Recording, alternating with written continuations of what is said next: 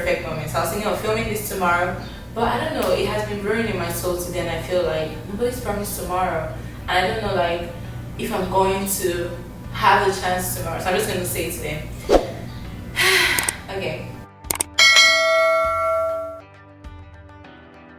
Hi beautiful people, welcome to whatever this is, my video channel, IGTV. I don't know what this is gonna be, but I've been thinking a lot, and I've been having like conversations a lot, like with people and within myself, about this thing about rejection and like feeling rejected. And I feel like there's so much about it, but what I want to share specifically today is an element I hope will help you in understanding why you feel rejected sometimes, or how to heal that rejection inside of you.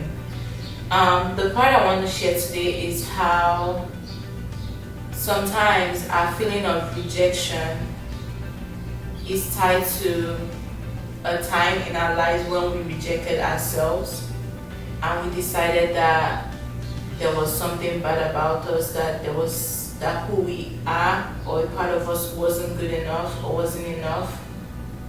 We bought into that lie.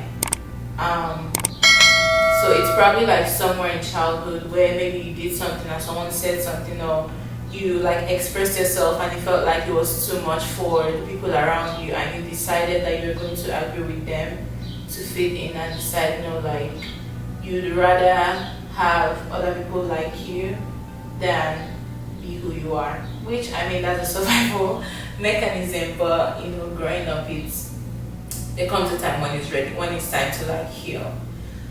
So in some circumstances we might think that other people that are rejecting us, meanwhile it is actually us rejecting ourselves. And even when people accept us, sometimes that doesn't really land. Like when people really love us, or really like accept us and like adore us or whatever, like that doesn't really resonate with us because we don't have that for ourselves. So I'm gonna try to keep this this video short, just to give you like bite-sized things that you can start thinking of, or like hopefully help you jumpstart your process towards healing your rejection one. Is, I guess, maybe the question I have for this video is to ask yourself, when did I decide I wasn't enough? Maybe bring out like a childhood picture. I have like a childhood picture on my phone right now to just remind me to pour love into that young man, because grown Millie is fine. Like she knows that she's accepted and loved and she has friends and stuff, but when situations come that require vulnerability and you really feel like comfortably in it, it's your child that is going to show up, your child version of you that is going to show up, not your not what you built up as yourself. Is the child version of you is like the truest, purest version of you. So that's the version that needs healing. So yeah, so I have a picture of my childhood, my 10-year-old self as my home screen right now, just to remind me to remember how I felt in that time, and to just pour love into that version of me, like assure her that she's enough, and like in spite of all the trauma and all the lies that the circumstances might have like tried to tell her, like that she's like accepted and that there's nothing wrong with her. So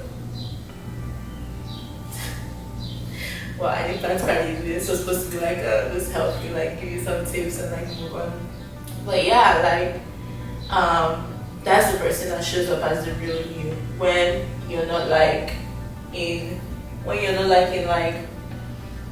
like proving or performing, but when you're just relaxing yourself, that's the person that shows up. So that's the real you, where you're truly connected to yourself. So yeah, so ask yourself, I guess I can share my story of why, how, what that is for me. Maybe it's gonna help you like think of your own story. But for me, my parents got divorced when I was 4 years old, and just hearing that my mom left, like the way the way it was conveyed to me was just my mom left. Like there's no explanation whatsoever. Which, now thinking back, it must have been painful. But I'm not trying to like figure out why everybody else is doing what they're doing. But for me, what that said was that I wasn't good enough for my own mother to stay, and I was rejectable. So I took on the identity that not only was I rejected because my mom didn't say that I was rejected. There was something wrong with me, that I wasn't good enough.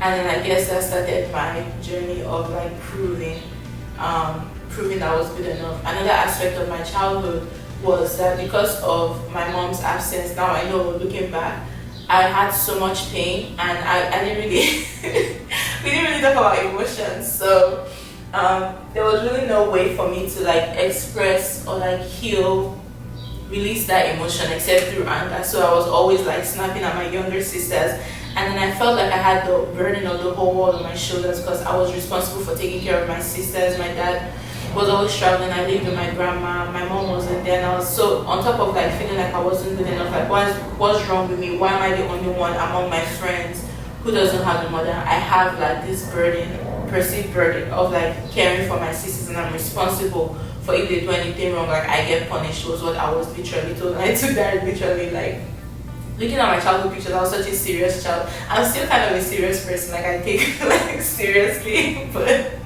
I mean.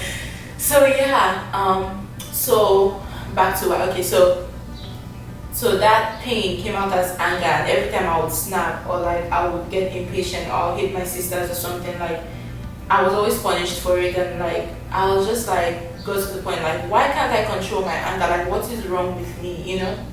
And I guess because of the reaction of the adults around me, learned to reject that aspect of myself, because there was no, you can't be angry, no, you can't just be snapping at people, no, you can't, you can't be you can't be mean to your sister. Like, that's not acceptable.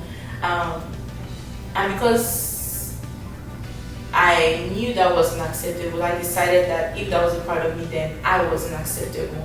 So that's how I internalized it. It was like, it was not just that action that wasn't acceptable. Of course, I'm young, I don't know how to separate that action and like really dissect why I'm doing the things I'm doing.